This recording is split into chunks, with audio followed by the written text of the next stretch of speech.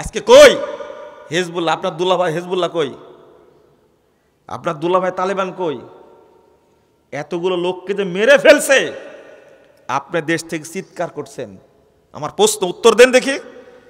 এই হামাসের বন্ধু হলো, 1 নম্বর বন্ধু হলো ইরান, 2 নম্বর বন্ধু হলো হিজবুল্লাহ, 3 নম্বর হলো হুতি, ইয়ামেনের হুতিরা, 4 নম্বর হলো বাশার আল আসাদ, 5 নম্বর হলো তালেবান।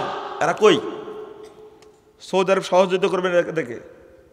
সৌদি আরব কেন সহযোগিতা করবে? আমাকে ও জবাবটা দেন। হামাসের সাথে সৌদি আরবের কোনো সম্পর্ক আছে কি? কেন সৌদি আরব সহযোগিতা করবে? কুয়েত কেন সহযোগিতা করবে? আরে সৌদি আরব সহযোগিতা করেছে সিরিয়ায়, সৌদি আরব সহযোগিতা করছে ইয়ামানে। তুমি তোমার বন্ধুত্ব পাতাইছো হিজবুল্লাহর সাথে, যেটা মক্কা মদিনার দুশমন। তুমি বন্ধুত্ব পাতাইছো সিরিয়ার বাশারের সাথে, যেটা মুসলমানদের শত্রু। তুমি বন্ধুত্ব পাকাইছো ইরানের সাথে, যেটা মুসলিমদের শত্রু। তুমি বন্ধুত্ব পাকাইছো হুতির সাথে। তোমাকে সহযোগিতা করবে কেন? হামাস কারা? প্রশ্ন করে গেলাম, উত্তর খুঁজে বের করবেন। হামাস কারা? কোথায় থেকে আসলে না?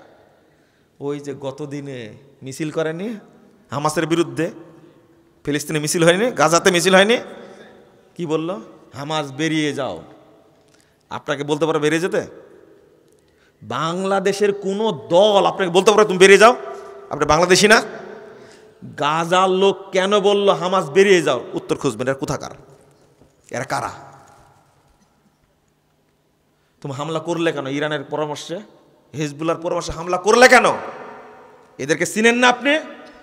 সিরিয়ার মতো একটা দেশ যখন জয় হতে যাচ্ছে, বিজয় লাভ করবে, সেই সময়ে ইসরায়েল আর হিজবুল্লাহ যুদ্ধ বন্ধ করে দিল। ইরান, হিজবুল্লাহ, ইসরায়েল মিলে সিরিয়াকে ধরার জন্য আগালো। খেয়াল করেছেন আপনি? কলম লিখেছে ইংরেজিতে, আরবিতে, বাংলাতে অনুবাদ হয়েছে। আমাদের কথা না পড়ে দেখেন আপনারা।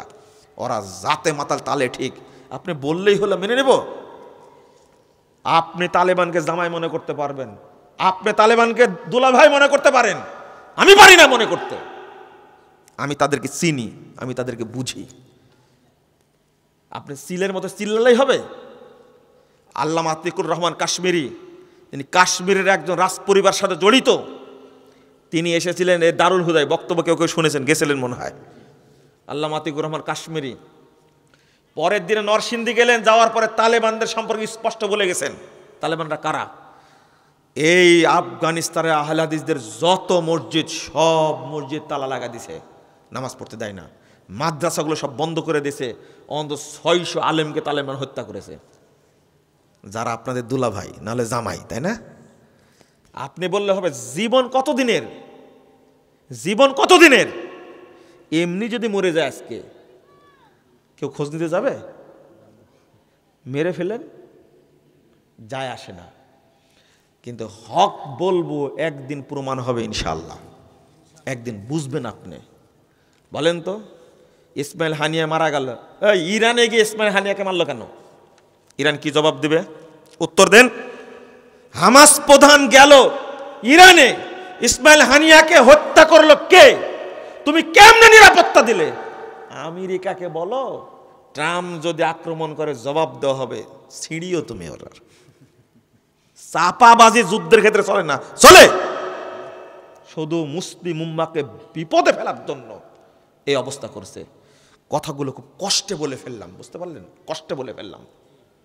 চাপাবাজি করবে কেন? তুমি কি করতে পারবা? আমেরিকা তুমি কি করতে পারবা? ইউরোপ আমেরিকা মিলে রাশিয়ার কিছু করতে পেরেছে?